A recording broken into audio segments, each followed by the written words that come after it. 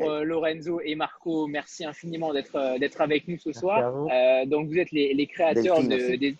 et Delphine aussi, oui, que je ne vois pas. Oui, je vois là. Très bien. Vous êtes les créateurs des éditions Lorma, qui sont des éditions italiennes à la base. Est-ce que vous pouvez déjà nous expliquer l'un ou l'autre votre parcours et surtout l'organigramme entre guillemets des éditions? Avec qui travaillez-vous et combien êtes-vous? Alors, d'abord, c'est vrai, nous, on devient éditeur en Italie, donc des éditeurs italiens, bien qu'on a créé et commencé à penser, fonder la maison d'édition pendant une période de travail, études, de recherche à Berlin, où Marco et moi, on était à Berlin. Donc, il y a un Sodalis, une vieille amitié entre Marco et moi, qui est née à une période où nous travaillions, c'était en nos thèses différentes. Et, euh, et donc, il y a eu ce moment où nos parcours se sont rencontrés à Berlin.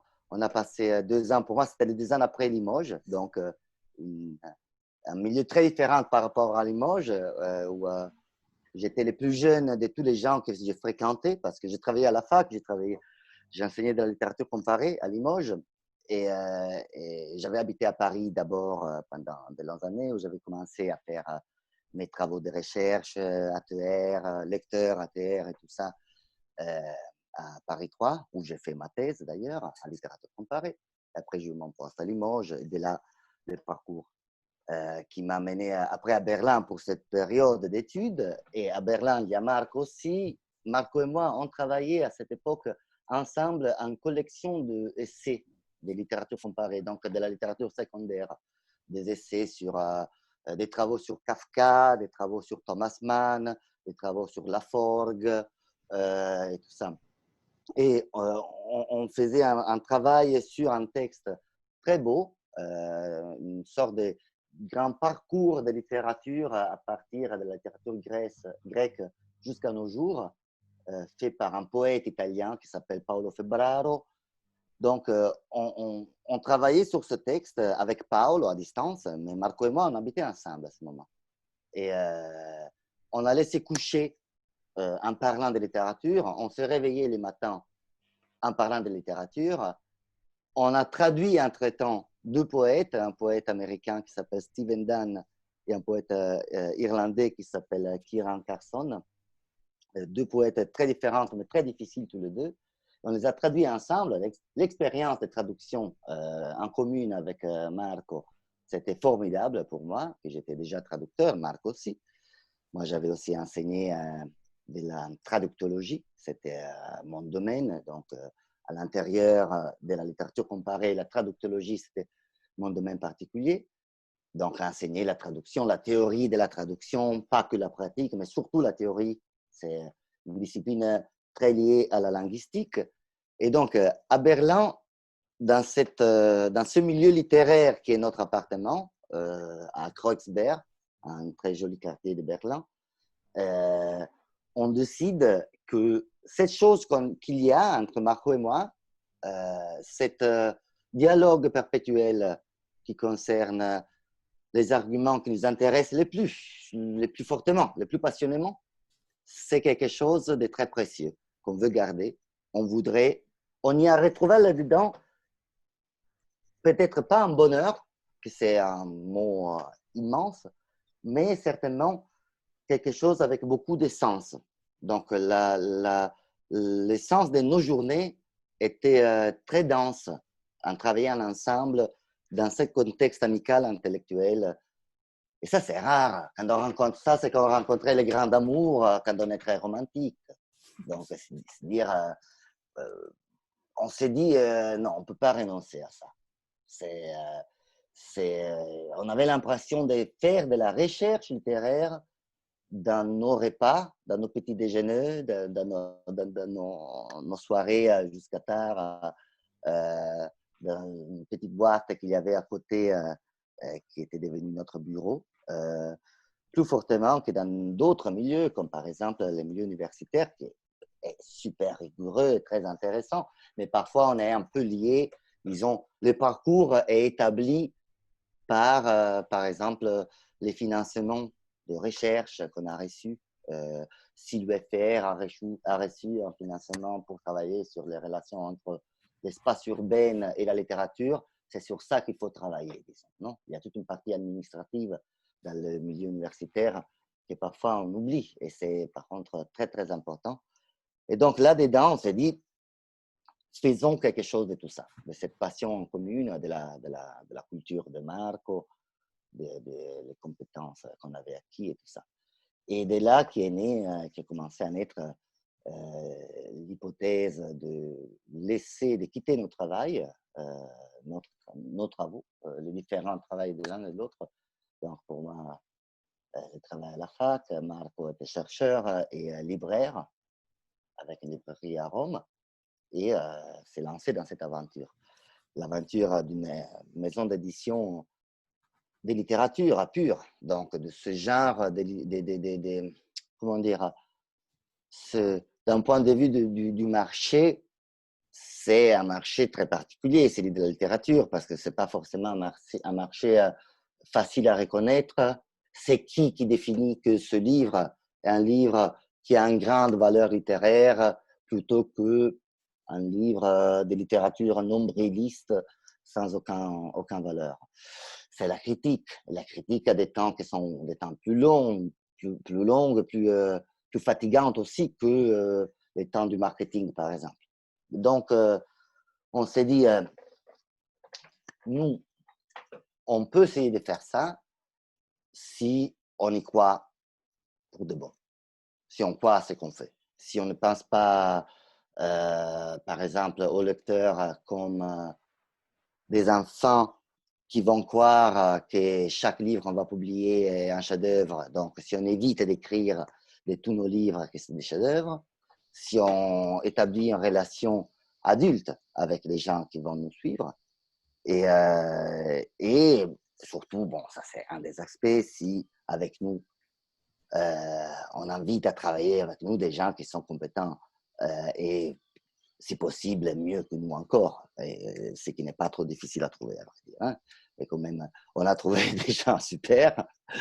Et donc, depuis 2012, on a commencé avec nos premiers livres, qui sont des livres de littérature surtout française et allemande. Donc, en Italie, c'est sur ça qu'on a concentré nos travaux.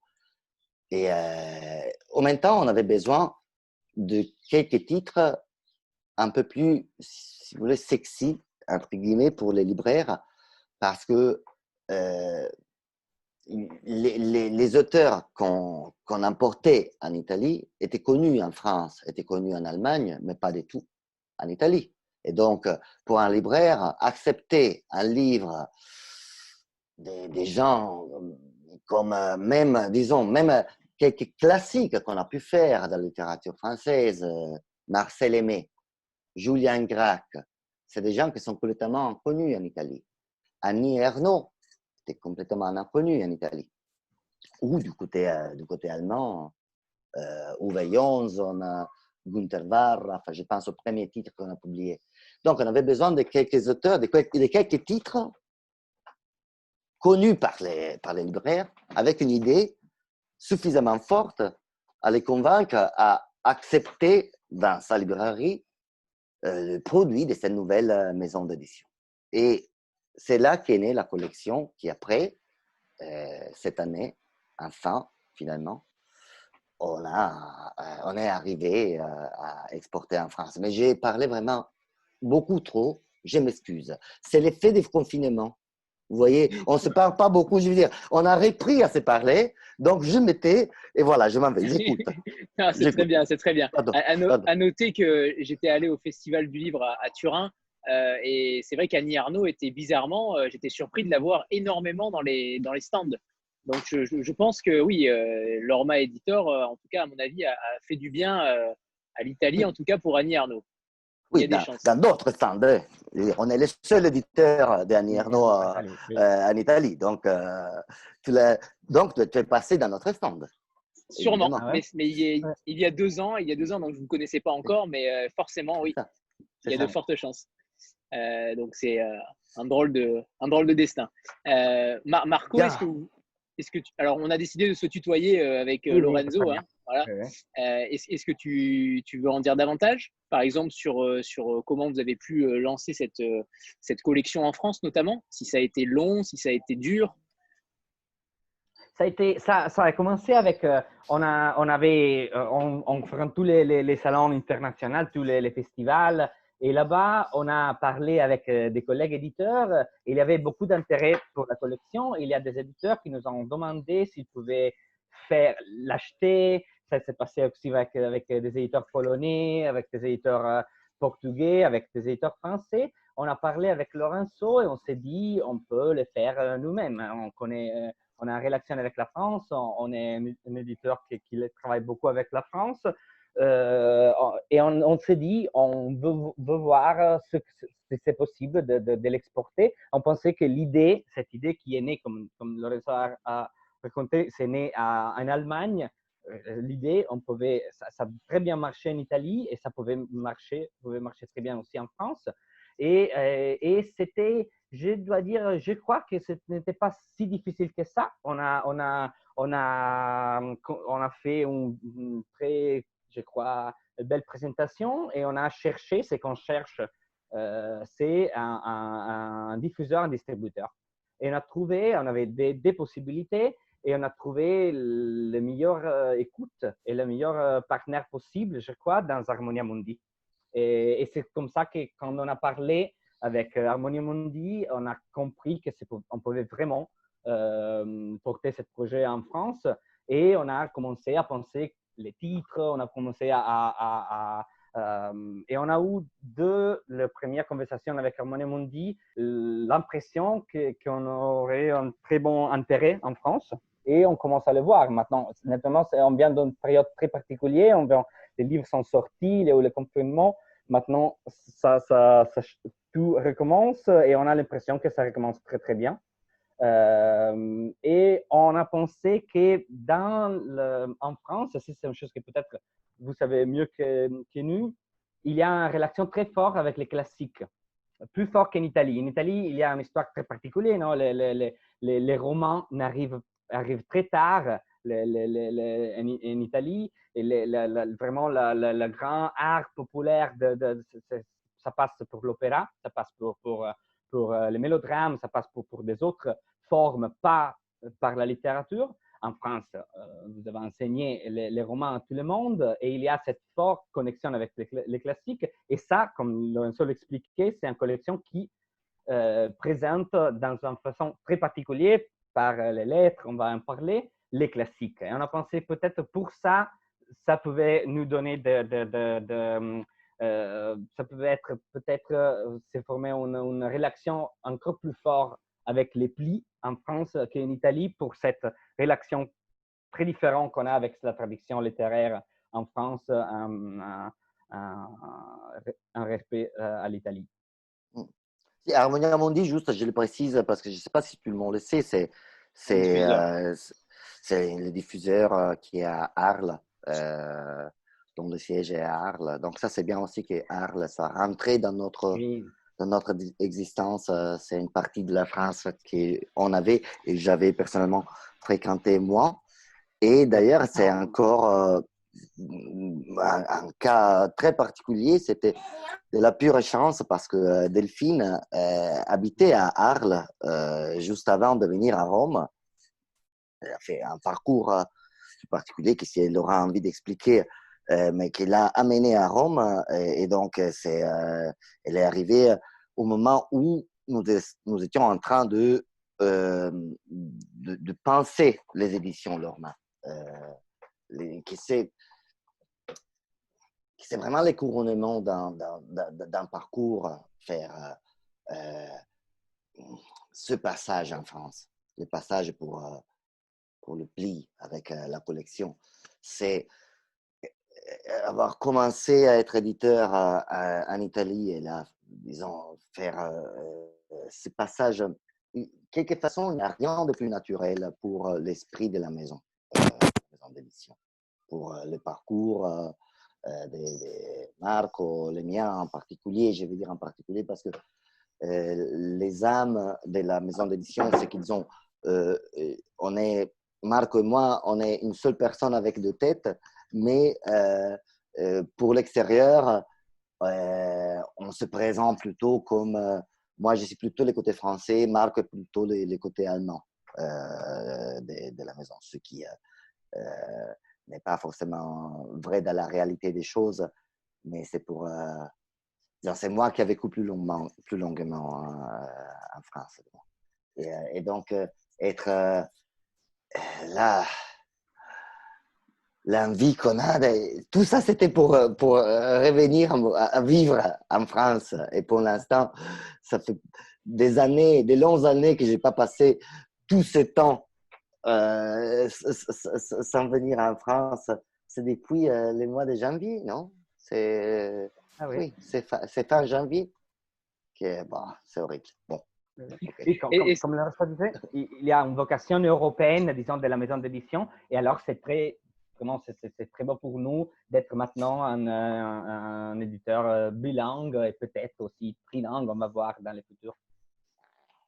Est-ce qu'on peut préciser le rôle de Delphine et des autres intervenants avec qui vous êtes en rapport? Delphine, j'ai dit. Tu répondras à toi, je pense, non? Vas-y. Vous êtes que tous les trois, c'est ça? Mais alors, à la maison d'édition, je commence, après je laisse peut-être, je ne sais pas, je veux dire, mais la maison d'édition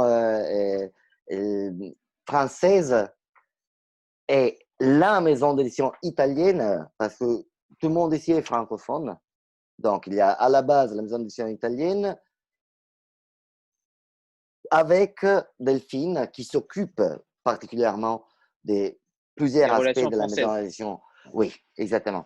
Après, on a notre, disons, pour la question de la diffusion, la promotion, la relation avec les libraires, il y a Camille que tu connais bien, Camille Pollen, les groupes de Tram, qui c'est un groupe de femmes, 4 femmes exceptionnel à Paris, exceptionnel, de la rue Galante, juste derrière la Shakespeare & Co. Siège très belle, très joli. On y voit Notre-Dame de fenêtre du siège de tram ES. Et Delphine, bon, je te laisse pas. Alors, oui, la question c'est bonsoir à tous. Je vais me présenter en quelques mots pour dire que donc, je vis à Rome depuis 1 an. Je suis arrivée ici après un parcours dans l'édition. Ça fait une 15aine d'années que je travaille dans l'édition. J'ai travaillé dans différents domaines de l'édition et j'avais très envie de venir vivre en Italie et de travailler dans une maison d'édition de littérature en Italie. Et là, donc, mon vœu a été exaucé puisque je suis arrivée au juste moment aux éditions Lorma, pour 6 mois au départ. Et le moment était parfait puisque c'était le moment où Lorenzo et Marco avaient prévu de lancer les plis. Donc, ils m'ont impliquée dans le projet et moi, j'ai répondu avec beaucoup d'enthousiasme parce que je trouve que c'est une collection extraordinaire. Voilà, qu'il fallait y penser, surtout en ces moments où l'écriture fait défaut, en fait, où on ne s'envoie plus de lettres, où on communique que de manière virtuelle. Et voilà, avoir pensé une collection doublement postale qui permet de faire circuler les mots, les idées, la correspondance. Voilà, j'ai trouvé ça très, très, très intéressant. Et heureux et joyeux. Et donc, je m'occupe de plusieurs aspects de la collection. J'ai eu la chance de pouvoir traduire les lettres de Austin et de Woolf. Et aussi, j'assure la correction des plis et je coordonne aussi un peu le travail avec Tram, etc. Et bon, la vie fait bien les choses puisque voilà, le hasard, comme disait Lorenzo, c'est que tout nous relie à Arles en fait. Je quitte Arles pour venir à Rome et puis de Rome on repart à Arles puisque notre diffuseur est installé là-bas. Donc c'est une belle boucle créative qui se fait comme ça. Sandra? Comment? Sandra, c'est à toi? Ouais. Oui. Bonsoir à tous les trois et à tout le monde d'ailleurs en même temps. Je voulais revenir sur les plis, sur vos fameux plis qui sont des objets littéraires, mais aussi des objets esthétiques Et je voudrais revenir justement sur cet esthétisme, cette idée, comment est-ce qu'elle est née, hein, véritablement, comment vous l'avez construite, parce que c'est un très bel objet qu'on apprécie particulièrement ici. Merci beaucoup, Sandra. D'abord, de ça, c'est vrai, hein? Ouais, je les adore. On est fou des plis. Alors, je vais donc montrer les plis parce que ils sont tous derrière Anthony dans son fond d'écran. Mais Ouais. je vais les montrer ici. On en a plein. J'ai tout un groupe. Alors, je commence pour montrer. On part donc de ça, de Jane Austen. Après, Virginia Woolf, Giacomo Leopardi, Fernando Pessoa, Voltaire et Stendhal. Voilà. Les objets, donc, que nous donc, connaît déjà bien, et Sandra, certainement. Donc, mais je montre pourquoi elles sont jolies. Donc, c'est des objets de livres qui sont prêts à être envoyés, à être expédiés. Il y a cette jaquette, qui est une jaquette normale dans cette disposition, configuration, mais qui devient une enveloppe. Donc, la grande idée, c'est celle-ci. C'est d'avoir fait ces... Excusez-moi, excusez-moi. No, non lo tocchiamo. Perfetto, grazie. On avait les plombiers, c'est pour cela qu'on est à la maison d'édition, Marc et moi, aujourd'hui.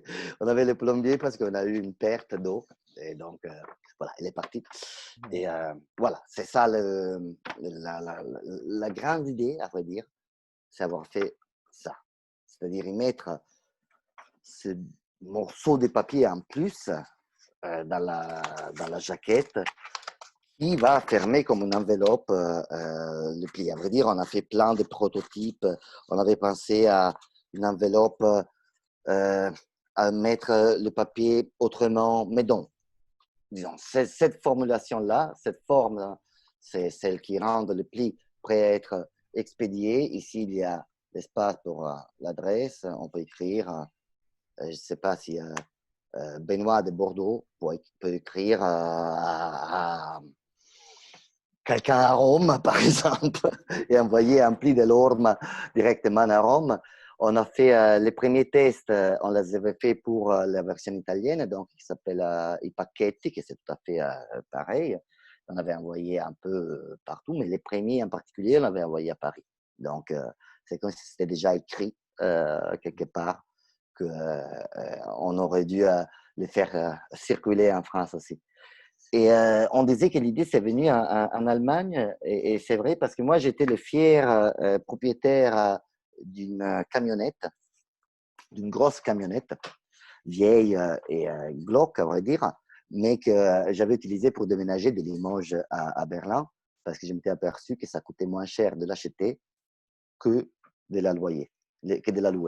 Donc, j'avais acheté cette camionnette que j'avais laissée garer près de là où on habitait, dans une petite place.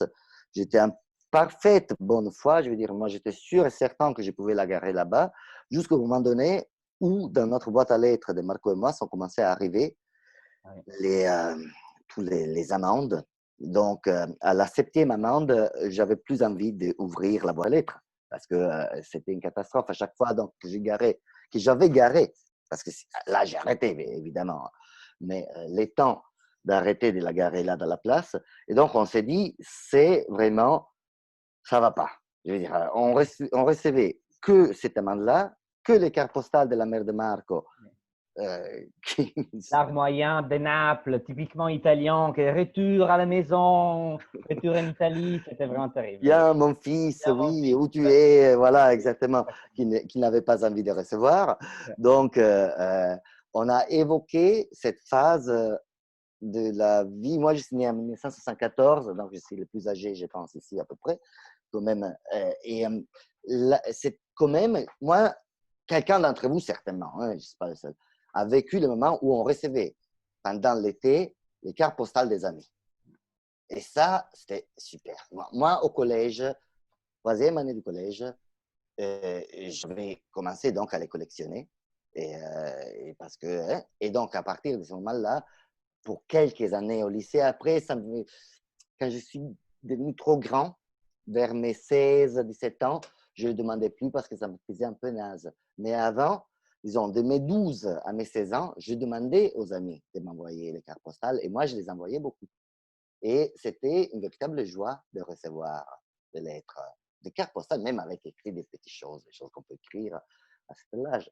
À cet âge-là, ce n'était pas des grandes correspondances. Mais on a mis ensemble des choses. Cette évocation d'un passé glorieux, on recevait les lettres, les, les amendes de la camionnette, les cartes postales de la mère de Marco et, comme j'anticipais tout à l'heure, d'un point de vue tout à fait stratégique, celui de, il y avait l'objectif de proposer donc aux libraires, comme on disait tout à l'heure, des auteurs déjà connus et mettre aussi un peu en jeu les compétences qu'on avait acquises au fur et à mesure dans les années ou les décennies, passées à étudier de la littérature. Et dans certains cas, on s'était déjà trouvé à niveau pour des colloques, tout ça, à travailler sur des épistolaires. C'était par exemple les cas de l'épistolaire de Baudelaire que moi j'avais travaillé, et Marc a travaillé sur Kafka dans toutes ses déclinaisons, c'est son grand auteur. Donc on a commencé par ces épistolaires-là. Après, par exemple, quand il s'agit, à un moment donné, on s'est dit, pour la version française, on n'a pas voulu reproduire parfaitement, exactement la même chose. Par exemple, Baudelaire, bien que soit un homme sûr, non? Parce que tout le monde connaît Baudelaire, parce que c'est super Baudelaire, parce que c'est le père de la poésie moderne, non? Mais son épistolaire, je ne sais pas si quelqu'un de vous a jamais traversé un peu l'épistolaire de Baudelaire, mais c'est la nuit mortelle. Je veux dire, par rapport à il est tellement brillant quand il s'agit d'écrire, bien évidemment, les poésies, ok, mais même les proses de Mon cœur mis à nu, les fusées, tout ça. Mais même quand il écrit sa critique d'art, il est brillant. Mais quand il écrit des lettres, donc dans son écriture personnelle et intime, il se plaint tout le temps. Il parle derrière le dos des gens. Ce n'est pas un bon moment, disons, de la littérature baudelairienne, celle-là. Donc, travailler et extraire des belles lettres ou un parcours intéressant pour le lecteur à partir de l'épistolaire de Baudelaire, qui d'ailleurs est édité à peu près que dans l'édition de la Pléiade. Il n'y a pas des éditions économiques de l'épistolaire de Baudelaire, des éditions, des extraits. C'est pour cette raison-là. Et bon, ça, c'était dur. C'était pas... Donc, on s'est dit, ça ne vaut pas la peine de travailler. C'était une erreur, disons, qu'on a fait en Italie. Si vous voulez, un peu pour paresse, parce que moi, je connaissais déjà son épistolaire. Et donc, les parcours à faire pour présenter cet auteur, ça m'était plus facile. Parce qu'il y a derrière, c'est pas Sandra, moi, je suis parti là dans une direction qui n'est pas que sur la partie, disons, objet, mais je continue, Anthony, un peu à dire ce que j'ai. Mais donc, je peux Oui, continuer. bien sûr, allez-y. Voilà, merci. Alors, par Voilà. contre, juste, je vous dis, Ouais. je te dis juste, Ouais. pardon, que les réunions durent 40 minutes, mais on relance la réunion derrière. Donc voilà, Ah, pas ok. d'inquiétude. Ok. Voilà. J'avais Ok. prévu Ok. que tu parlais Ok. beaucoup. Ah, parce que nous, on s'est mis confortable et tout ça. On Très a bien, parfait. acheté à Oui, manger, parfait. on a le frigo plein et tout ça. Jusqu'à Parfait. 11 heures, il n'y a personne qui s'en va. Hein. Parce que moi, Aucun problème. Aucun problème. Ok. Donc voilà, si ça coupe, ça va couper dans 2 minutes. Il suffit juste de se Ok. reconnecter. Voilà, c'est tout. Voilà, comme ça, je vois là les timings et je Voilà. me donne juste Voilà. ce temps-là, même moi, pour dire la chose, que d'ailleurs, c'est des choses plus importantes pour nous.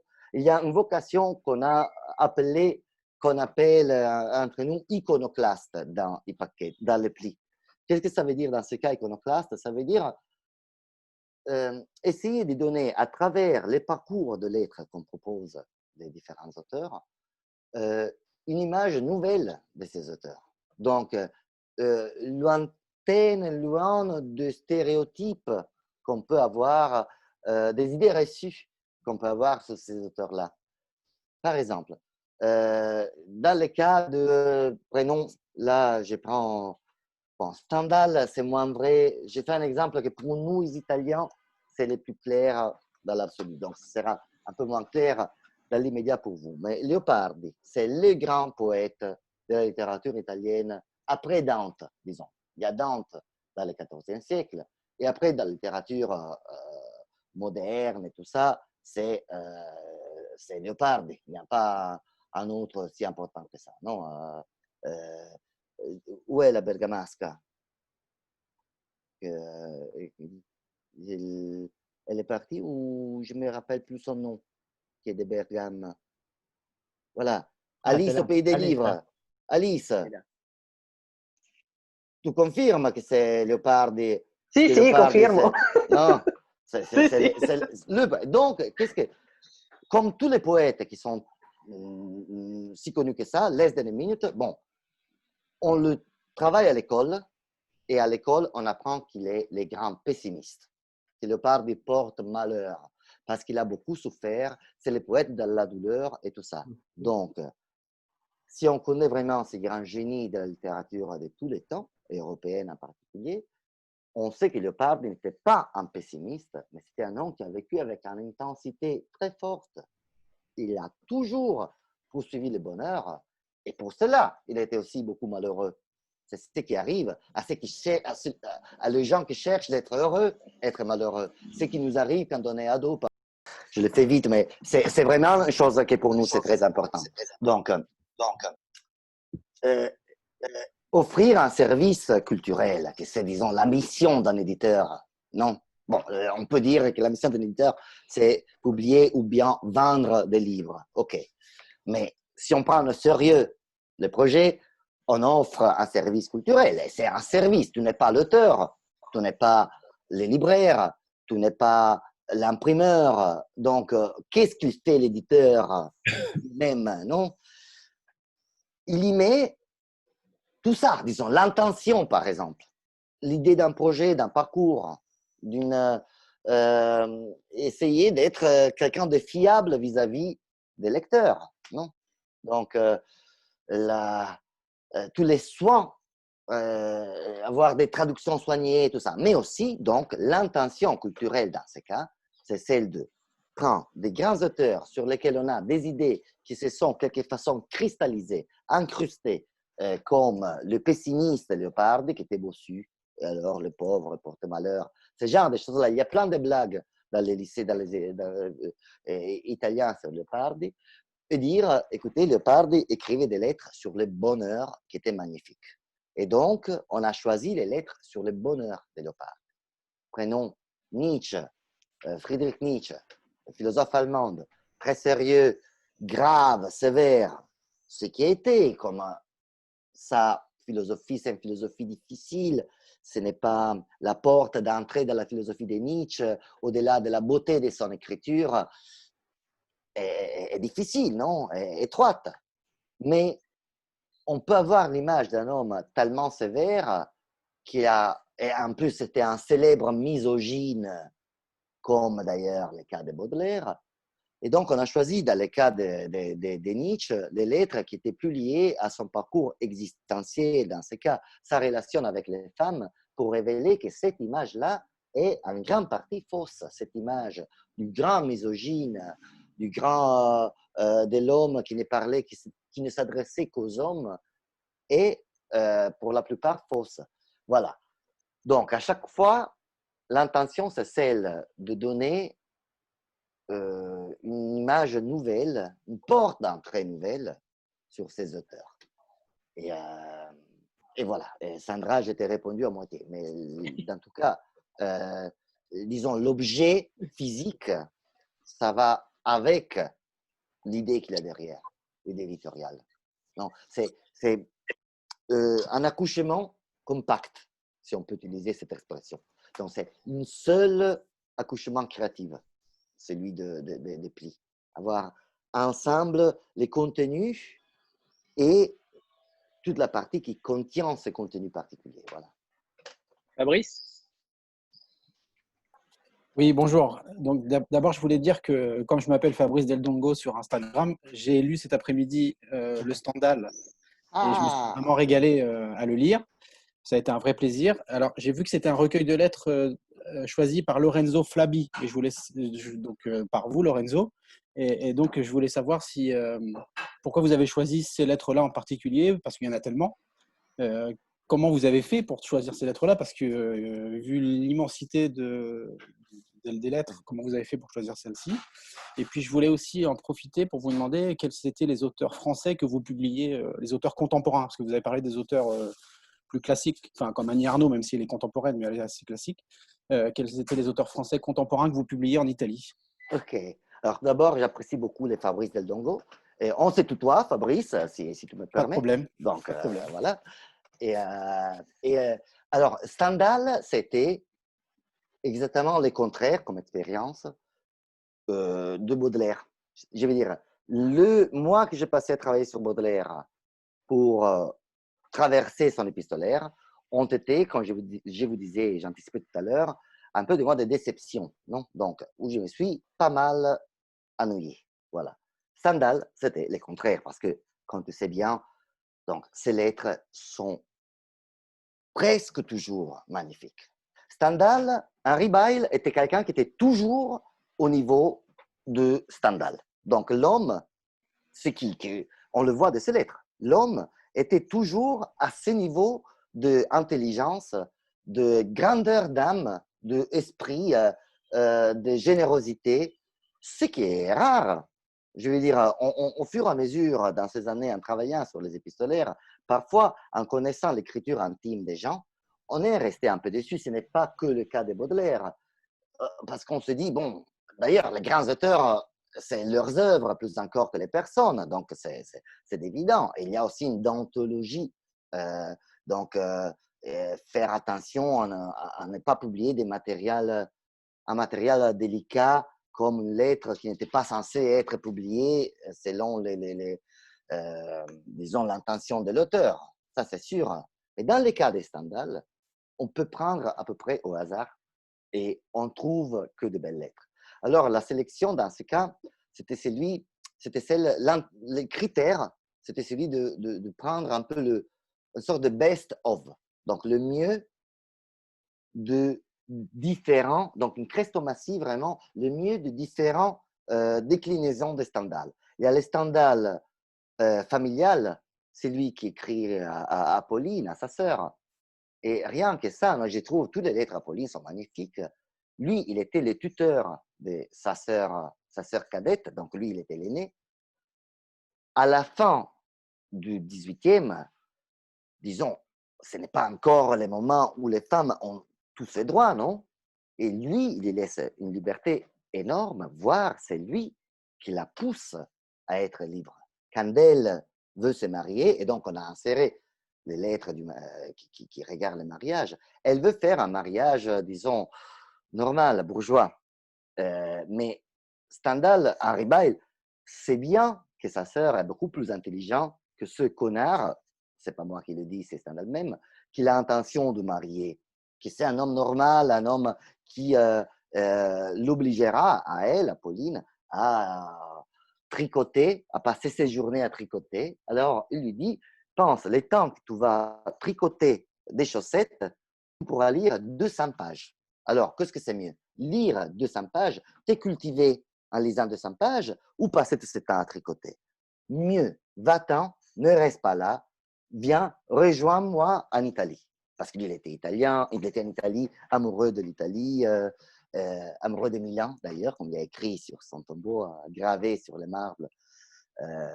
Henri Beyle, Milanais, et moi, en tant que Milanais, j'en suis évidemment très fier, très orgueilleux. Et il la pousse à partir avec sa cuisine.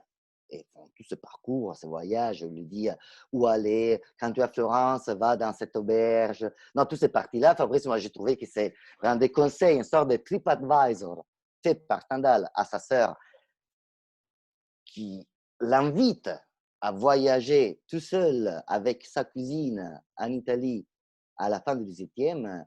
Bon, c'est déjà quelque chose de très bien.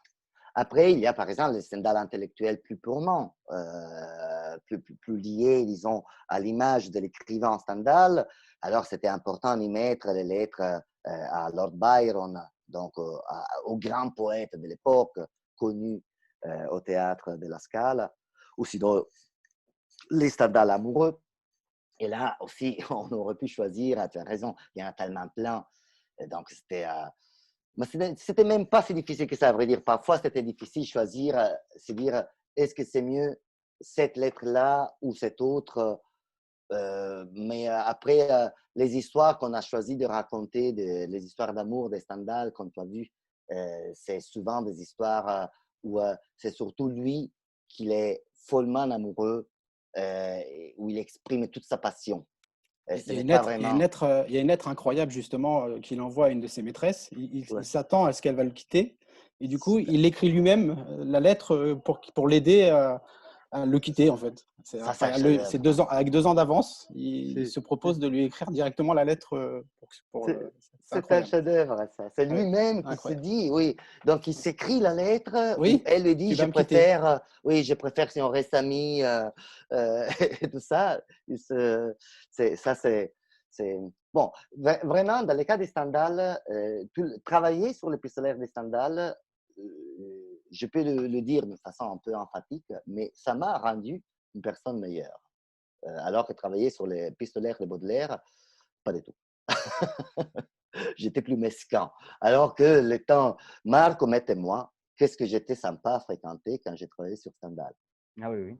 Tu dois Il ne- confirmer. Oui, Voilà. oui. Merci. Il ne doit- Donc vous n'allez pas publier sur Baudelaire, si on a bien compris. Sur Baudelaire, le parcours qu'on a fait après, on l'a publié en Italie. Hein, et c'était sur la relation qu'il avait avec l'argent.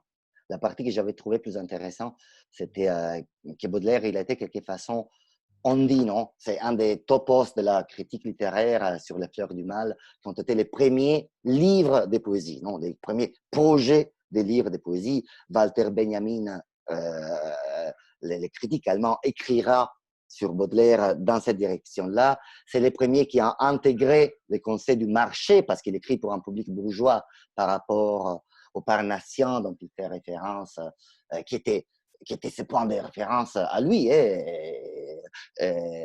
Mais il a été aussi le premier, disons, précaire de la culture. Non, le premier homme qui a été donc dans un marché bourgeois de livres éditorial. Il écrivait un article ici, un petit récit là-bas et tout ça. Un de ces petits récits qu'il écrit s'appelle Comment ne pas payer ses dettes quand on a du génie. Et c'est une sorte de pseudo-satire, parodie de Balzac qu'il écrit et qui était toujours poursuivi parce qu'il avait plein de dettes et faisait la grande vie que Balzac arrivait à faire, alors que lui, il est une sorte de pâle copie de Balzac dans sa vie mondaine aussi, dans son prestige social à l'intérieur de tout Paris. Et, mais il a quand même plein de dettes. Il part toujours de dettes, il part toujours d'argent. Et on a essayé d'établir une relation entre son rapport à l'argent et son œuvre lui-même, son œuvre même, donc avec le fleur du mal. Et c'est l'intérêt qu'on y a trouvé. Il est sorti un parcours très littéraire, vraiment très littéraire. C'est-à-dire qu'il faut, je pense, un peu pour arriver à le lire avec satisfaction, ces lettres, à connaître déjà assez bien le fleur du mal de Baudelaire. Alors que ce n'est pas forcément l'esprit des plis. Je veux dire, on aimerait qu'un passionné d'un n'importe quel auteur, je prends la Voltaire par exemple, puisse trouver dans les plis de Voltaire plein de choses qu'il ne connaît pas, mais aussi quelqu'un qui n'a jamais lu, même pas Candide à l'école, puisse commencer à connaître cet auteur. Donc, c'est le grand avantage de travailler sur les lettres, sur les épistolaires, je pense. Qu'il y a plein de choses que même l'expert de cet auteur ne connaît pas, et tu peux le présenter avec ces petits chapeaux d'introduction qu'il y a dans chaque lettre, la petite introduction qu'il y a au début du livre et tout ça, et sans être repoussant pour quelqu'un qui ne connaît pas cet auteur. Donc, on veut commencer à connaître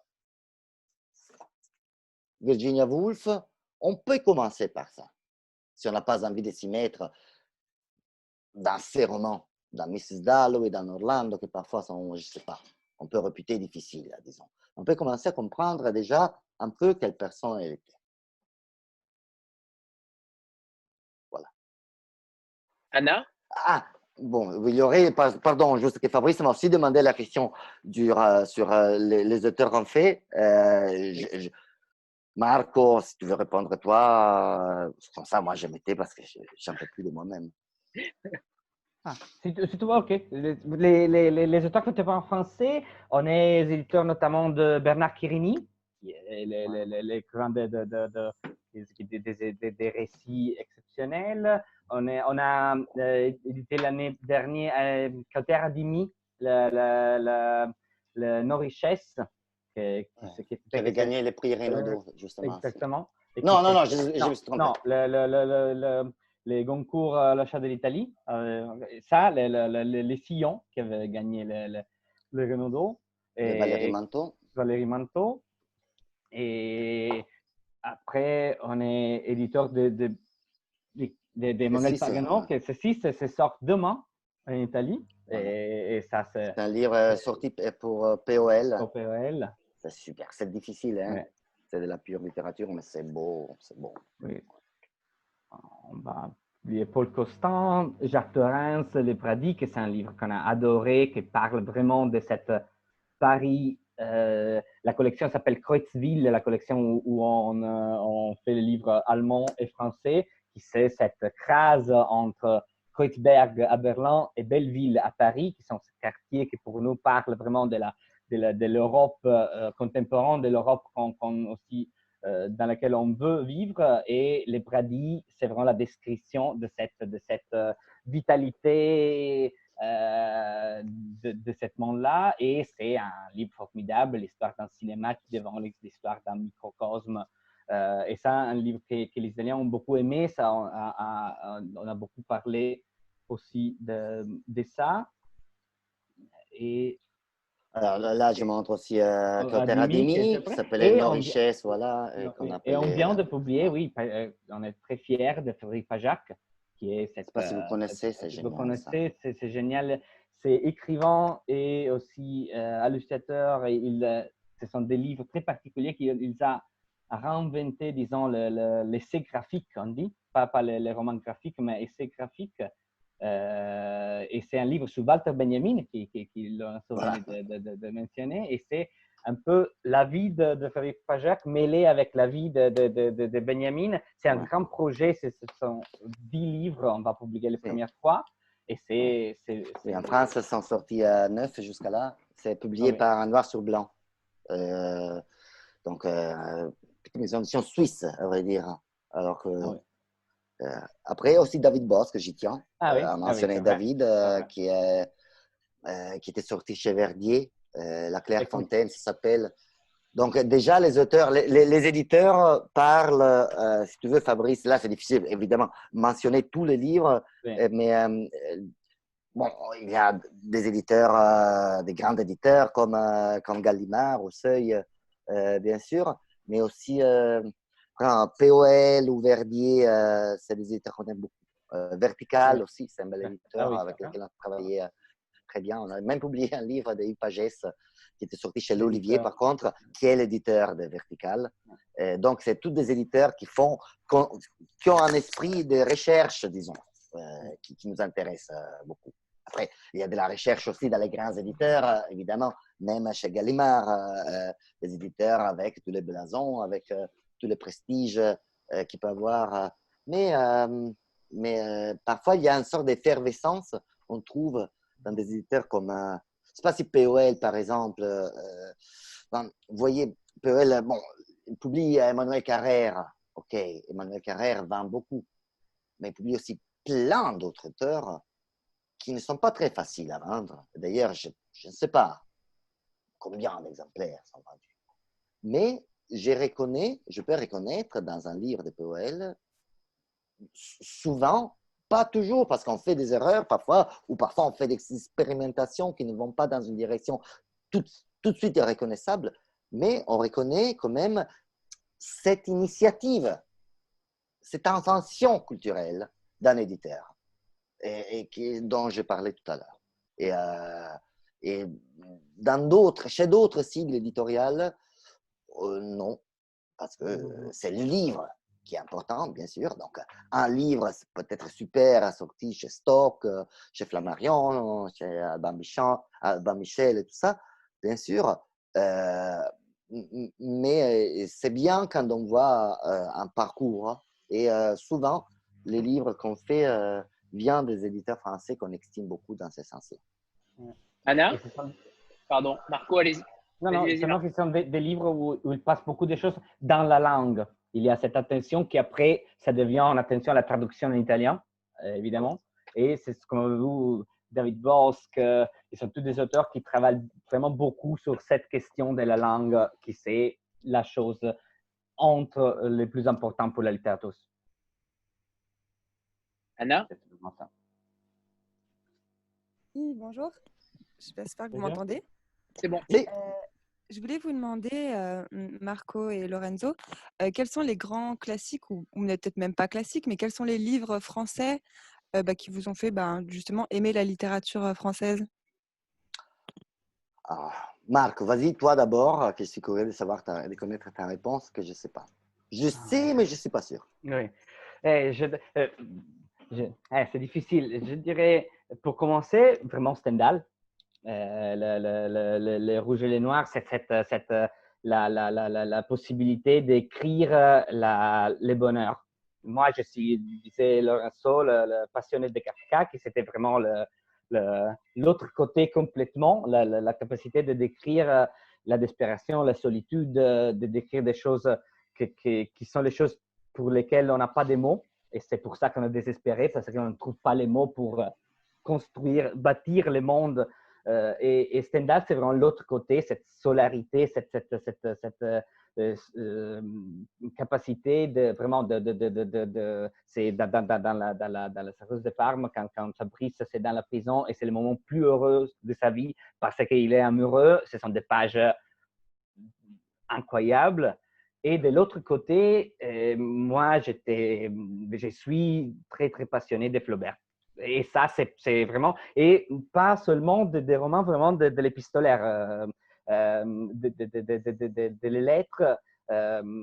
Borges a écrit que c'est la correspondance de Flaubert, c'est peut-être plus important que les autres livres parce que c'est les livres qui va créer ce personnage si important pour le futur, qui c'est le personnage de l'écrivain.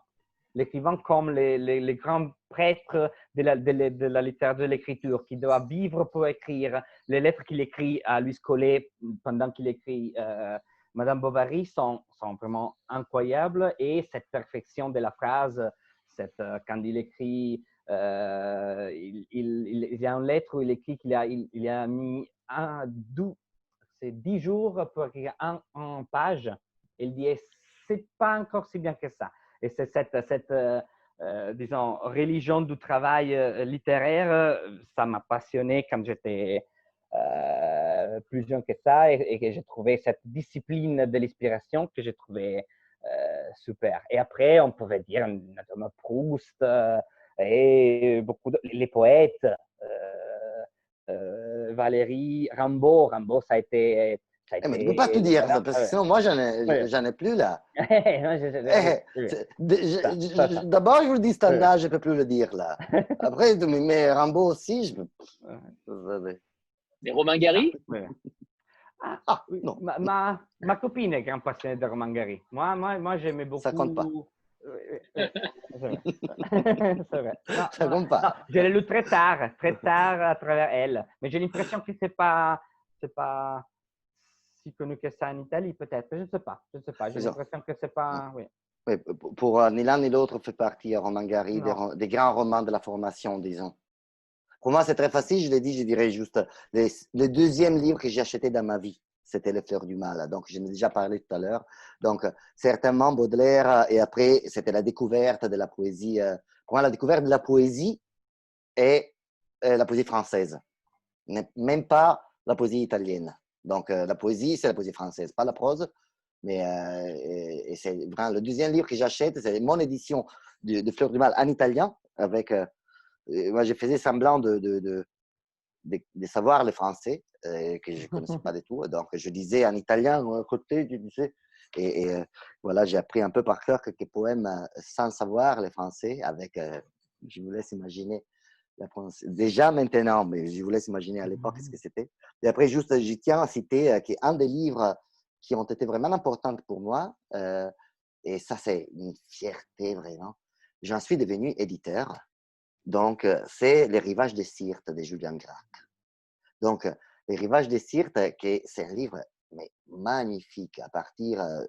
Ce n'est pas un livre pour toutes les saisons de la vie. Il faut avoir envie de s'y mettre. Comme Marcos mentionnait Proust, c'est pas forcément, on n'a pas forcément envie de lire cette littérature-là dans tous les moments de la vie. Mais moi, je trouve que Les Rivages des Syrtes de Julien Gracq, d'un point de vue du style, n'a presque pas d'égal dans toute la littérature française du XXe. Et on a publié, là, pardon, je vous montre juste pourquoi je bouge comme ça, parce que ici, si on voit, il y a une partie des... Lorenzo? Ouais, on l'a perdu. Comment? Je lui. D'accord. C'est- Non? Non, toujours pas. Lorenzo? Ah, Vous m'entendez? oui, Ouais, c'est maintenant, bon. oui. Ah, non, désolé. Bon, j'ai dit des choses très intéressantes. Faudrait que vous m'entendez pas. Bon, c'est voilà. Bon, juste pour vous montrer les rivages des Syrtes. Je ne sais pas, je vous ai montré deux étagères où il y a une partie de nos livres, mais c'est pas important. Donc, je réponds aussi avec Julien Gracq. Voilà. Merci beaucoup. Merci à toi. Céline? Oui, bonsoir. Avant, je voulais juste souligner que j'apprécie beaucoup l'originalité de vos parutions, aussi bien le fond que la forme. Donc, je pense que ça devient très vite des petits objets dont on est obligé de faire collection. Et, On est obligé. Voilà, on est assez d'accord. Et du coup, très clairement, si un jour j'en achète un, parce que je ne vais pas manquer de faire, je pense en acheter deux directement parce que je ne me vois pas l'envoyer et ne pas en garder un pour moi. Donc, c'est plutôt une bonne opération de votre part. Très bien. De surcroît, conforté par un tarif que vous avez, je ne sais pas comment, mais réussi à laisser malgré tout raisonnable par rapport à ce qu'on peut trouver dès qu'on touche à des petits livrets de collection. Ça s'envole très vite. Donc, Ce que ça me fait plaisir que tu apprécies ça, Céline. Tout le monde n'aurait pas Ça me forcément mon réchauffe avis, mais le enfin, cœur. moi, je trouve que c'est agréable de se dire que ça peut rester accessible pour tout le monde. Et du coup, ma question est intéressée dans un second temps, puisque voilà, j'ai cru comprendre que vous faisiez aussi cette collection en Italie. Est-ce qu'il existe donc beaucoup d'autres auteurs que vous avez déjà publiés en Italie? Est-ce qu'ils arriveront en France assez rapidement, sous ce format, on entend? Alors, dans les 6 plis qu'on a publiés, il y en a 5 qui avaient été déjà publiés et un qu'on a publié en France d'abord, qui est Voltaire. Donc, il y a eu 5, on les avait déjà publiés et on a fait quelques petites variations dans le travail de Delphine. On a différentes traductrices, dont Delphine, je parle au féminin parce que c'est que des traductrices femmes. Et donc, le travail qu'a fait Delphine, même de révision des traductions, était essentiel. Et on a fait quelques passages, surtout pas dans les lettres. Les lettres, on a changé très peu de choses. C'est-à-dire qu'il y a quelques lettres, par exemple, dans... bon, ça, à vrai dire, là, le premier exemple qui me vient dans l'esprit, c'est un pli qui sortira au mois de novembre. Donc, c'est le cas de Verdi, où il y avait des lettres qui étaient sur des choses tout à fait, comment dire, évidentes pour un public italien et pas intéressant, on a réputé pour un public français. Et donc, on a changé un peu les introductions. Donc, l'introduction, forcément, je reste à celle de Verdi. L'introduction italienne aux lettres de Giuseppe Verdi commençait avec la pièce de 1000 lire que les Italiens qui ne sont pas nés après 2002 se rappellent très bien.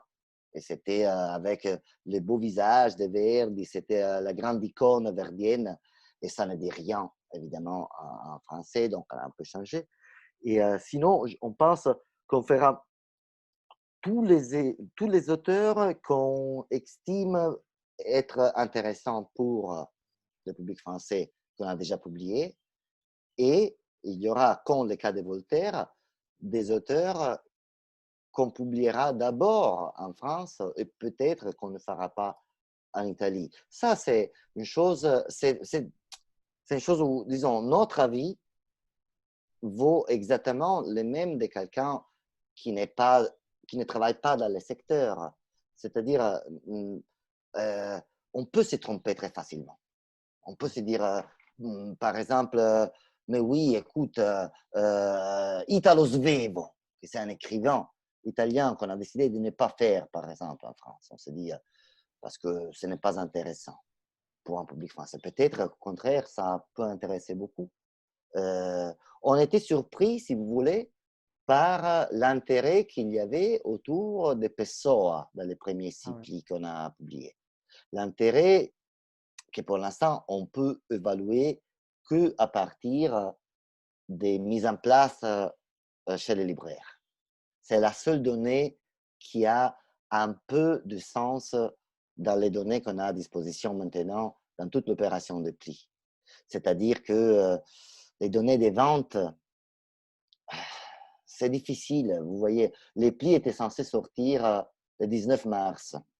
On avait pensé faire une fête à Paris, fête de lancement, rencontrer des libraires, on avait des présentations dans les librairies, des prévues, petites tournées, ce genre de choses. Et après, non, tout ce qu'on peut faire pour diffuser un projet comme ceci.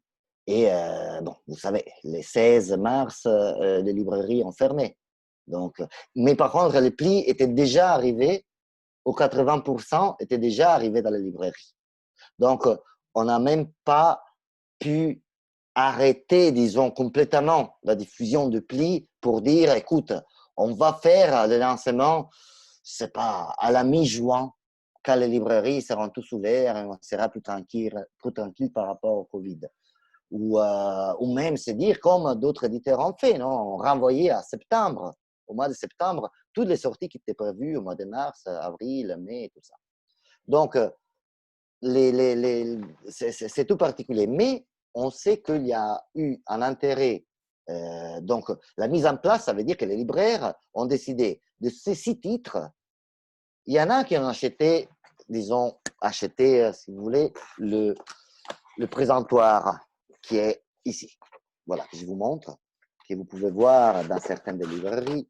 Donc, il y a, voilà, là, je ne sais pas, c'est pas très fort dans ça, tout tombe. Mais donc, il y a un présentoir qui est joli, qui est bien, qui a ces trucs-là. Bon, c'est difficile de vous montrer avec cette caméra, mais je pense que vous avez compris à peu près l'esprit. Et même graphiquement, c'est vraiment... Bon, moi, j'adore. Mais sinon, la plupart des libraires achètent, je ne sais pas, tu me donnes, oui, 6 exemplaires de Virginia Woolf, 2 de Leopardi. Qui c'est Leopardi? Je ne connais pas. Après, bon, Stendhal et Voltaire, je ne sais pas. Voilà. Jane Austen, oui, tu me donnes un peu de Jane Austen. Et Pessoa. Pessoa, poète portugais. Lorsqu'il y a un peu la règle que les femmes classiques vendent beaucoup plus que les hommes. Donc, Charlotte Bronte, Jane Austen, Virginia Woolf peuvent vendre plus que les hommes. Et les romanciers, donc les romancières, vendent beaucoup plus de poètes. Pessoa, qui est un homme, qui est un poète et qui est portugais, on ne s'attendait pas, alors qu'il y a eu une mise en place excellente. Excellente. Après, allez savoir si les lecteurs vraiment vont lire ou acheter Pessoa plus que Voltaire. Mais c'est celui qui a eu la meilleure mise en place, c'est lui la pire mise en place. Donc Voltaire, chez les libraires, évidemment, se sont dit, écoute, encore un truc sur Voltaire, il y a vraiment besoin, parce qu'il y en a, il y a des éditions économiques en poche, par exemple. il y a des éditions en poche de Voltaire, et dont moi, personnellement, je ne parlerai pas mal, parce que je suis un homme de grande élégance qui ne parle pas mal des éditions de collègues. Donc, Marco, si tu vas parler mal toi, non, je rigole. Parce que c'est des vieilles éditions, disons, les éditions qu'on trouve en poche des lettres de Voltaire ont été établies en 1905. En 1905, on est en 2020. Et tu dis, mais qu'est-ce que tu veux dire par là, Lorenzo? Bon, c'est une longue histoire, mais c'est vraiment ça. Il n'y a pas eu un travail philologique dans les éditions de poche. Après, évidemment, dans la Pléiade, on trouve des choses magnifiques, des travaux très sérieux. Jean-Marc? Oui, bonsoir. Bonsoir Lorenzo, bonsoir Marco, bonsoir Delphine. D'abord, j'ai pas de chance, je fais partie des 20% qui ont pas reçu l'office. C'est pas arrivé chez les libraires, donc je m'étais précipité avec plein d'envie. Et malheureusement, il n'y a pas les plis par chez nous, donc j'espère qu'ils vont être libérés. Mais j'ai quand même éduqué mon libraire en lui disant qu'il avait intérêt à les commander rapidement parce que. Bravo. Bravo. Au passage, je profite aussi, vous parliez d'Annie Ernaux, donc vous l'avez vu derrière moi, moi je suis en Normandie, et vous parliez d'Annie Ernaux, Fabrice n'a pas dit tout à l'heure, mais il vit et sévit dans la ville de naissance d'Annie Ernaux quand même. À Lillebonne. C'est ça, exactement. C'est Vous pas connaissez vrai. Lillebonne? Ben bien, oui, c'est bien incroyable. sûr. Mais Annie Ernaux, on connaît tout de sa vie, parce qu'elle écrit oui, tout de oui. sa vie. Donc, Oui, oui. on peut savoir exactement avec qui elle a fait l'amour, ou pas vraiment l'amour la première fois. Pas avec son moi. amant. C'est pas avec moi. C'est pas avec toi, non. Non. Tu n'as pas l'âge, tu n'as pas l'âge. Fabrice à Lillebonne, on connaît toute sa vie, on peut savoir les mêmes choses Oui. aussi assez facilement, cela dit. Mais j'ai eu la chance de la rencontrer 2 fois, Annie Ernaux, et pour moi, c'est une légende. C'est une légende de la Ça fait littérature. plaisir. D'ailleurs, la dernière fois qu'on était en France, donc c'était début février, donc et on était à Cergy, chez elle. Ouais. On a, au fur et à mesure, une relation très belle. Bon, pardon, Jean-Marc. Je peux juste te montrer, Jean-Marc, dès que j'y suis, je bouge, j'espère, et voilà, juste que dans la... No, non ti sentiamo. Ah, il n'y a pas de Wi-Fi dans cette... Quoi? Ouais. C'est compliqué. Oui, c'est compliqué, je ne sais pas pourquoi, mais quand il bouge. Ouais. Et Marco, est-ce que vous pouvez répondre sur le prix, notamment, de la question de Céline ouais. tout à l'heure? Justement, je voulais terminer ma question pour y venir. Voilà. Pour y venir, Anthony, je veux bien terminer la question et rebondir sur la question de Céline. Finalement, c'était avec des petits prix comme ça, avec une telle qualité de fabrication, avec les coffrets que vous avez faits. On voit que vous êtes des passionnés, mais enfin, à un moment donné, la passion, ça ne met pas de la nourriture dans l'assiette le soir. Comment est-ce que vous espérez gagner de l'argent en France une fois qu'avec ces petits prix, vous en avez laissé 50% à Harmonia Mundi, que vous avez payé votre beau papier, comment vous faites pour vivre? Jean-Marc, c'est une question qui... Nous, un virement. Ouais. Comment? Fais-nous un virement, on te laisse les vannes. Non, parce que je t'avoue que c'était une question que pendant... tout le monde a vécu cette catastrophe mondiale de sa façon. Pour chacun de nous a été dur, donc je ne vais pas me plaindre, mais c'était une des questions qui a contribué à me faire dormir très mal pendant ces derniers mois, parce qu'on avait une belle mise en place pour le pli. Comme je disais tout à l'heure, tous les lancements de prévus, que c'est un investissement, ça aussi. Et tout ça, complètement magnifié. On espère, disons, le monde éditorial français est très sain, non? Parce qu'on vend de livres, parce qu'on lit en France. Comme le disait Marco tout à l'heure, au début de la conversation, les Français ont une relation avec les classiques de la littérature plus développée que d'autres. Il y a un concept, non, derrière sa propre littérature, je pense, autant que Français, qui est... Bon, là, je dis des choses en gros, Jean-Marc, juste, mais qui est lié aussi au concept de citoyenneté, de République, il y a ça. La littérature fait partie des gros piliers qui contribuent à créer une identité française. Et, on espère. C'est une impression, du moins. Mais qui est une impression confirmée par les données de lecture. Et on espère donc de vivre en vendant ces livres, en vendant suffisamment de rentrée de l'investissement initial. Et après, bon, il y a la maison d'édition italienne qui est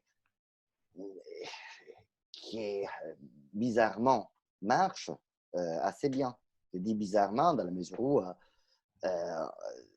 qui pouvait s'attendre que ça aurait pu marcher, même d'un point de vue. Eh bien, j'attends Jean-Marc juste pour terminer, mais vite Oui. fait, j'ai toujours Anthony. Il est là. Vite fait. 10 secondes. Je termine.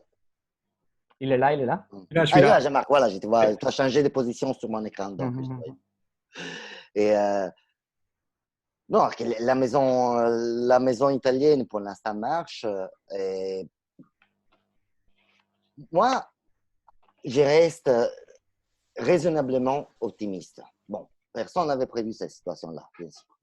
Mais Marc aussi, on reste optimiste à la mesure où la France, en plus, on en a une envie folle de le faire. Je veux dire, je me pose une petite question qui est-ce que l'expérience des éditions Lorma en France sera limitée au pli ou vous avez intention de publier aussi d'autres choses en France?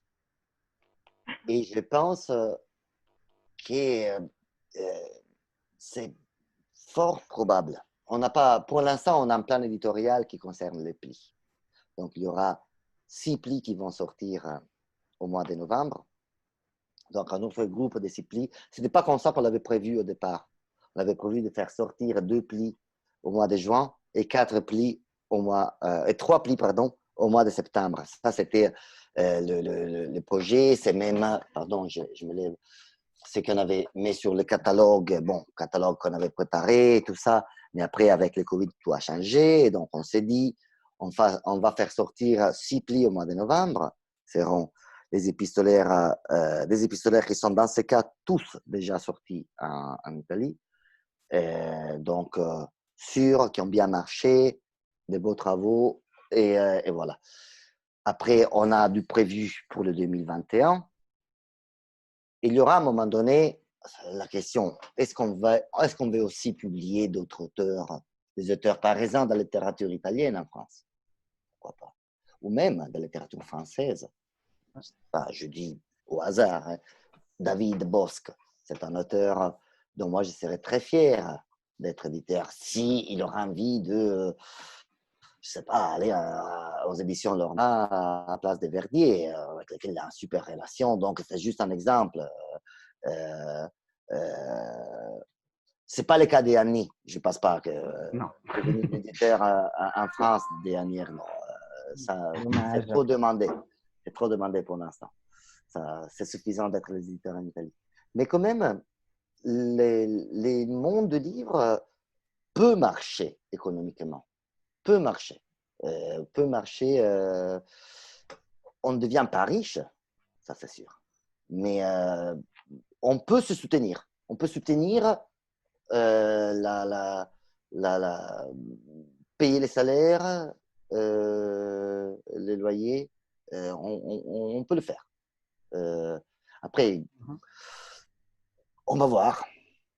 Ce que disait Marco, c'est toujours valable. Si vous voulez nous faire un virement, moi, j'y crois beaucoup à les prix en France. Moi, je crois que ça va très bien marcher. Moi, je suis très confident de ça. On va voir. Au prix, dans les plis en France.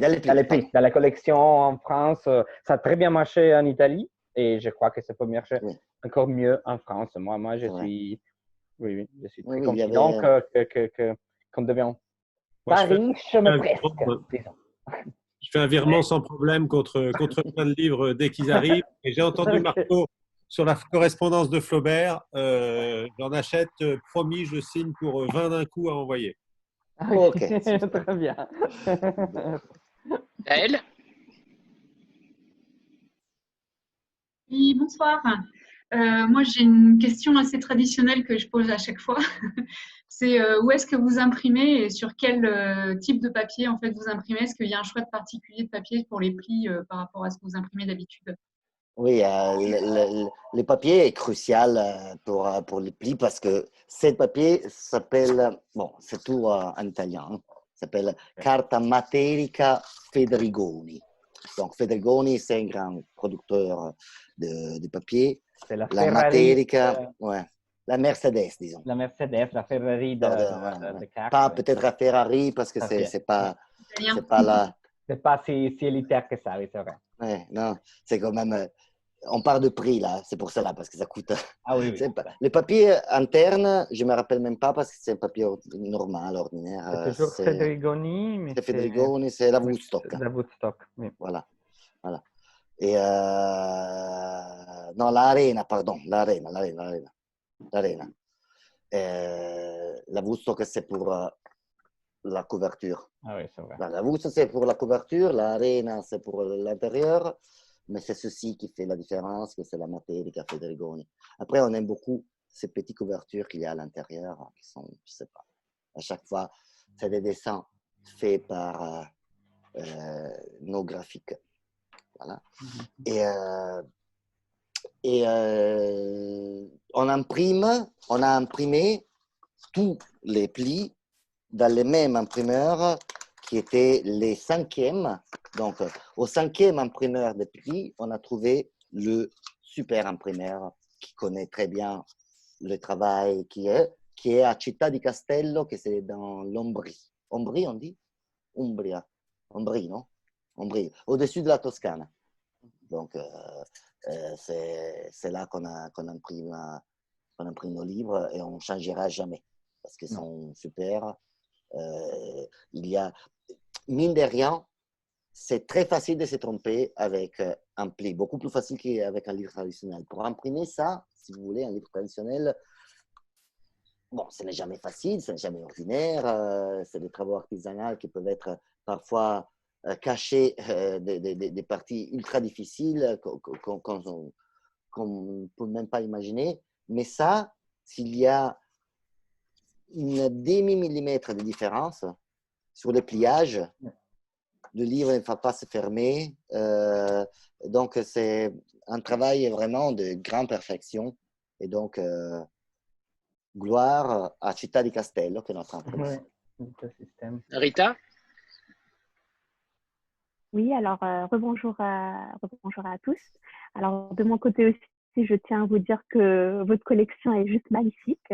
Vous mettez un petit peu le livre, vous remettez le livre un petit peu au centre et vous le présentez en tant qu'un bijou à offrir.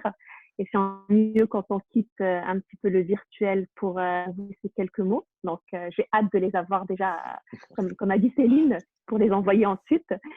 Et donc, en fait, ma question, c'est concernant vos projets futurs.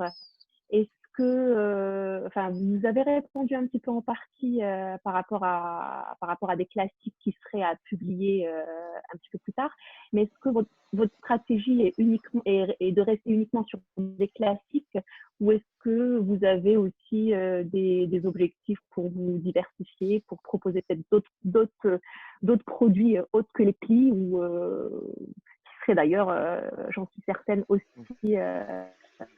aussi beaux? Alors, avant Lorenzo, avant que certains nous quittent, on a pour habitude de faire un screenshot de tout le monde. Comme ça, ce sera fait et je n'oublierai pas. Voilà, donc mettez-vous sur votre plus beau profil. Comme ça, je veux qu'il y ait écrit Lorma derrière moi. Parfait. Voilà. Alors, attendez, parce que là… Ah, je prends aussi, moi aussi. Ah, c'est très bien, ça. Alors, attendez 2 secondes parce que vous parlez dans le chat et du coup, le screen ne sera pas bon et Taël sera encore coupé au montage. Alors, on y va. 1, 2, 3. Super, c'est bon. C'est bon, Lorenzo, tu peux répondre à Rita. Guita, juste, j'avais partiellement répondu à Jean-Marc sur cette question-là parce que c'est lié. Mais disons, je pense que pour l'instant, les projets, c'est sur le pli. Et donc, les travails, c'est sur le pli. Après, si tu m'ouvres dedans, tu regardes à l'intérieur de mon cœur, tu y vois l'envie de faire autre chose. Je pense que ce soit la même chose si tu ouvres le Marco. Donc, c'est-à-dire d'être éditeur pas que des plis en France, mais pas à pas, petit à petit. On fait ça. Pour l'instant, la réponse diplomatique, tu vois, comme quand on décide, est-ce que vous avez donc décidé de vous candidater aux élections présidentielles américaines? Je dis non, non, pas du tout, pas du tout. Et après, on le fait, non? Voilà. Pour l'instant, c'est que le pli, mais on verra. On verra. C'est déjà très bien. Projet. Bravo. On peut juste vous dire si les 6 livres, les 6 titres, Delphine, tu te les rappelles, les 6 titres de novembre. Parce que c'est un peu comme les nains de Blanche-Neige. Oui. En espérant qu'il y ait Roberto Bolano dedans, je l'espère.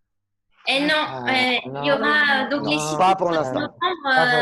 il y aura Verdi, Nietzsche, Marie Shelley, Emily Dickinson, il y aura Poe et Kafka. Brava. Voilà. Oui. Brava, tous les 6. Tous les 6. Moi, Kafka, je ne l'aurais jamais oublié. Oui, moi, j'oublie toujours Poe.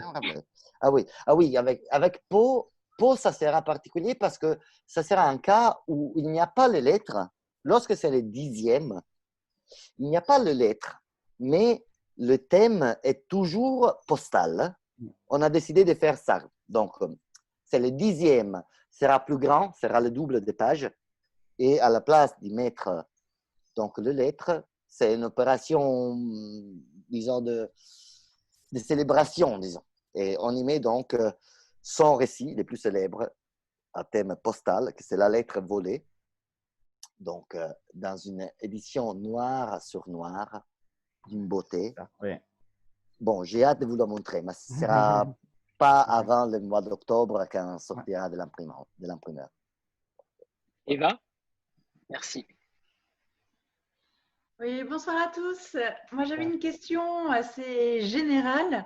Je lis beaucoup, mais je lis très peu de littérature italienne. Donc, pour une fois que j'ai la chance de parler avec 2 Italiens férus de littérature, je voulais savoir quels auteurs italiens vous pouviez nous conseiller, à ceux qui ne connaîtraient pas bien la littérature italienne. Calvino. De ce que tu aimes. Calvino, ouais. Bon, oui. J'en ai lu. Oui, Calvino, certainement. Des contemporaines, il y a un écrivain qui a été... ça dépend des typologies, hein, mais un écrivain qu'on aime beaucoup, qui s'appelle Michele Mari, avec un livre qui est sorti, je pense, chez Verdier, qui se situe à Paris. Tu dis, mais je dois lire un livre situé à Paris par un Italien. Oui, c'est vraiment très beau. Ça s'appelle Tous les fers de la Tour Eiffel. Ça, c'est un super livre. Non, Marco? Oui, il y a aussi Walter Benjamin dedans. Il y a tout un jeu avec la tradition littéraire. C'est un de ces livres qui fait de tous les livres qu'il a lus. C'est vraiment une fête de l'intelligence et de la lecture. C'est pour moi, pour nous, disons, on est souvent très d'accord avec Lorenzo. Pour nous, c'est peut-être l'écrivain vivant le plus important d'Italie. Les plus grands d'Italie de ce moment-là. Nous faisons comme les vieilles couples, non? Nous parlons le pluriel. Oui. Même au restaurant, nous disons non, nous, l'eau, nous l'aimons plate. Ce genre de choses-là. Je cherche juste... Après, je ne sais pas. Et Roberto Saviano? Oui, mais c'est plus moins littéraire. C'est intéressant, oui, c'est moins littéraire. Oui. C'est très important politiquement, socialement, comme engagement contre la Camorra, mais c'est moins littéraire. Littéraire, et avec cet engagement-là, il y avait Sciascia, Leonardo Sciascia.